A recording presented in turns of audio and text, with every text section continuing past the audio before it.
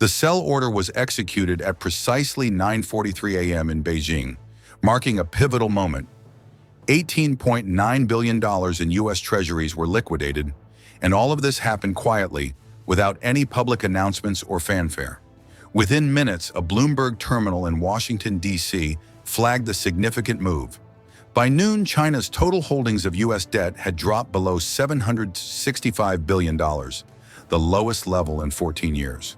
The lack of any official statement only intensified the speculation around the decision, but the timing couldn't have been more telling. Just 12 hours earlier, President Donald Trump had stood before cameras and made an inflammatory declaration: a 50% tariff on all BRICS nations. He dismissed their growing economic alliance, calling it a fading joke. Yet that same joke had just facilitated $855 billion worth of trade, settled in local currencies like Chinese yuan, Indian rupees, and Russian rubles, bypassing the US dollar entirely. No American dollars, no New York clearinghouses, just direct digital exchanges of local currencies, challenging the very system the US once thought unshakable. Trade with BRICS countries, according to China's General Administration of Customs, had grown 3.9% year-on-year, an impressive increase in a year when global trade was allegedly on the decline. This raises a simple yet crucial question. If the US dollar was still the unshakable global reserve currency, why was China not only offloading US debt, but also investing heavily in gold? The answer, it seems, lies in the changing perception of U.S. Treasuries as a safe store of wealth. Just before the sell-off, Moody's had downgraded the U.S., stripping it of its last RAR rating. Treasury yields surged, reaching 4.5% on 10-year bonds and 5% on 30-year bonds. Japan, once holding $1.3 trillion in U.S. Treasuries, also started quietly reducing its positions. Yet the United Kingdom's holdings surged, passing China's for the first time. If Japan and China were scaling back, someone else had to step in. The answer was clear: other G7 nations. America's allies were, in essence, propping up a financial system that was increasingly punishing them with inflation. They were doing so while being publicly humiliated by the Trump administration. In a joint press conference, Trump declared that Europe owed the U.S. for 75 years of defense, threatening them with tariffs unless they matched Japan's level of cooperation. What started as a trade dispute had morphed into something much more complex. This was no longer just about tariffs. It was a shift from financial diplomacy to transactional extortion. Europe, now facing the same threat, was backed into a corner. The European Union quickly agreed to a 15% flat tariff rate, down from 27.5% on cars. But buried in the fine print, according to Bloomberg sources, was a provision for innovative financing mechanisms, which in plain terms meant money. Yet the irony of it all is sharp. These same countries like the UK, Germany, and France still held hundreds of billions in US bonds. By funding US debt, they were financing the very trade war being waged against them. According to US Treasury data, 30% of all US Treasuries are owned by foreign governments. That leverage, once seen as a nuclear bargaining chip, had now turned into a boomerang.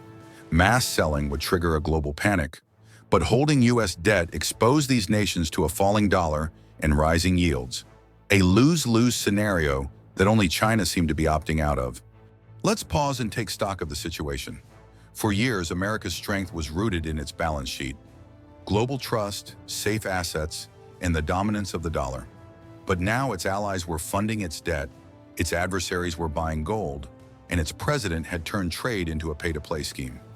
China's shift toward gold wasn't just symbolic, it was strategic.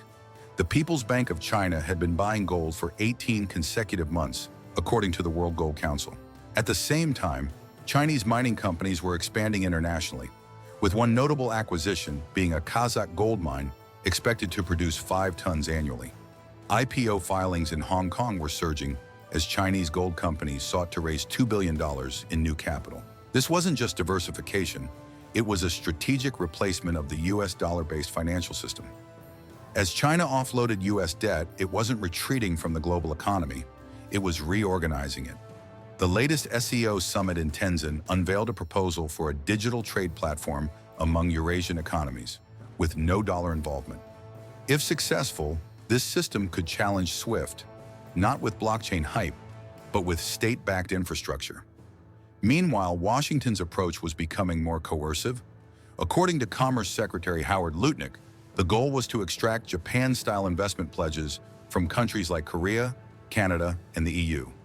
Korea, facing a 25% auto tariff, was reportedly considering a $400 billion pledge.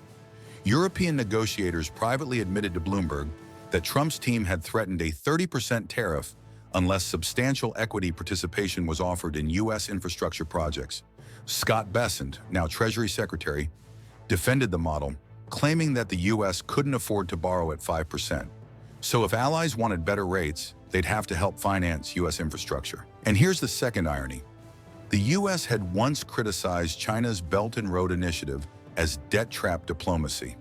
Now it was demanding capital from its allies to avoid issuing more of its own debt. Meanwhile, the BRICS countries continued to expand. According to Chinese customs officials, trade with member and partner nations now accounted for 28% of China's foreign trade. The products involved were not soybeans or t-shirts, but chemicals, machinery, and industrial equipment. This was an industrial bloc forming without Western mediation. Trump, however, didn't seem to perceive the threat. BRICS wanted to take on the dollar, he said at a Washington summit. We tariffed them 10%, and nobody even showed up to their meeting the next day. But that statement contradicted U.S. Treasury reports. China's settlement of $855 billion with BRICS countries had not reversed. In fact, it had increased. Trump may have been winning press conferences, but in terms of global positioning, he was losing. The global economic order was slowly realigning. One sell order, one tariff hike, and one contradictory summit at a time. The financial war wasn't on the horizon. It was already in progress. And the real twist? The U.S., once the architect of a rules-based global economy, was now testing what happens when the rules no longer serve its needs. Yet in doing so, it may be discovering a much darker truth. That rewriting the rules doesn't make you stronger. It only reveals how much power you've already lost. If you found this video insightful, don't forget to hit that subscribe button. Stay tuned for more updates and content. We've got plenty more coming your way.